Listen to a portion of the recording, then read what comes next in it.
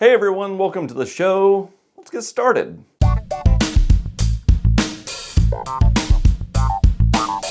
The Wizard of Oz stars Judy Garland as Dorothy Gale. Dorothy is a girl who lives on a farm. She has a dog named Toto. Toto gets himself into some trouble, so Dorothy and Toto run away. They get caught up in a tornado and they're transported to the magical land of Oz. If you haven't seen The Wizard of Oz, you should see it. It's widely regarded as one of the best films of all time.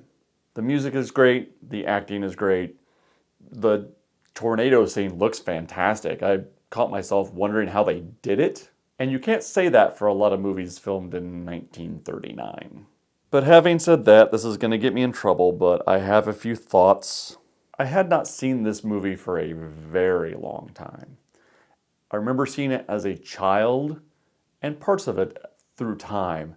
But I always remember checking out mentally at the first of the third act. And this is part where Dorothy, the Tin Man, the Cowardly Lion, and the Scarecrow are tasked with going to kill the Wicked Witch of the West. I don't know, there's not a ton of music in that part of the movie. It's very Cowardly Lion heavy. It's a completely different tone from the rest of the film.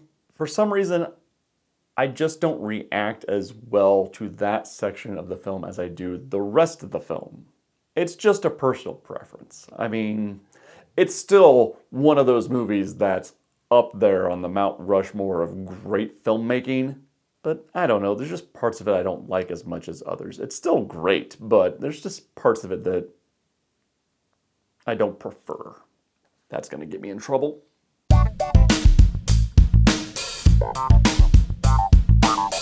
Athlete A is a Netflix original documentary film, and it surrounds the investigative reporters at the Indianapolis Star uncovering systematic child abuse inside USA Gymnastics.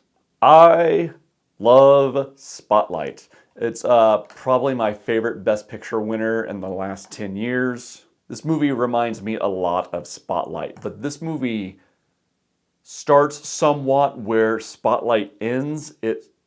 This movie starts with people calling into the Indianapolis Star's newsroom reporting that they were a victim, and it goes from there.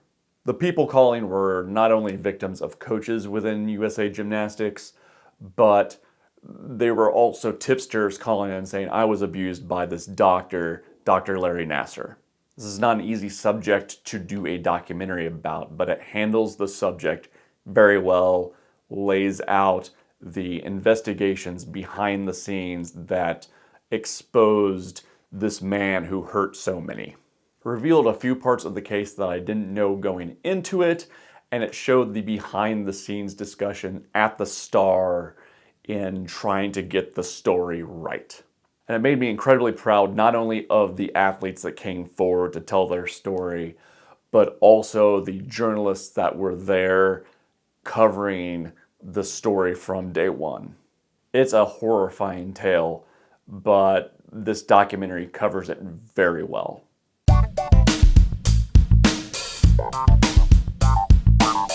"7500" is an Amazon original starring Joseph Gordon-Levitt.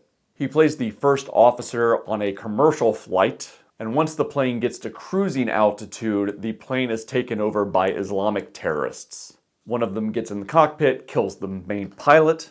Joseph Gordon-Levitt's character gets that person out of the cockpit. So what we're left with is his character inside the cockpit trying to fly the plane, while there are terrorists on the other side of the door with the flight attendants and passengers. This movie takes place almost in its entirety in the cockpit of this plane, with only 3 or 4 shots outside the cockpit in the entire movie. And that main conceit of the film taking place in this claustrophobic space is very Hitchcockian.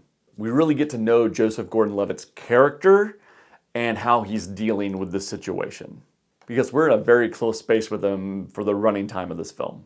And like in most Hitchcock films, you get to know every inch of this cockpit, where everything is, as the film moves on. But this movie's main concept is also its biggest downfall, in that we know a lot about Joseph Gordon-Levitt's character, but the people outside the cockpit are just shadows.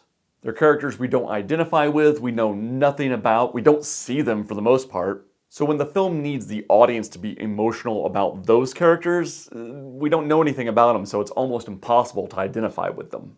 We know a lot about Joseph Gordon-Levitt, but these characters fall flat. And forgive the pun, but this movie has a very rough landing. The final moments of this film take the power out of all the characters we've come to know, the very few of them that there are.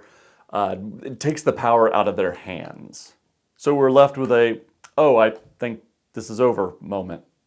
There are ways to make this movie emotionally resonant. They just didn't do it. All right, let's rank these movies. Obviously, if you haven't seen The Wizard of Oz, you should see it. It's just one of those rites of passage for filmgoers, right?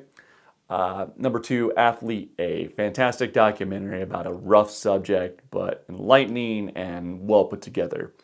And finally, 7500. It's got a great performance from Joseph Gordon-Levitt, but it just can't fully do right what it wants to do. And that's it for this episode. We'll see you guys next time on 366 2020.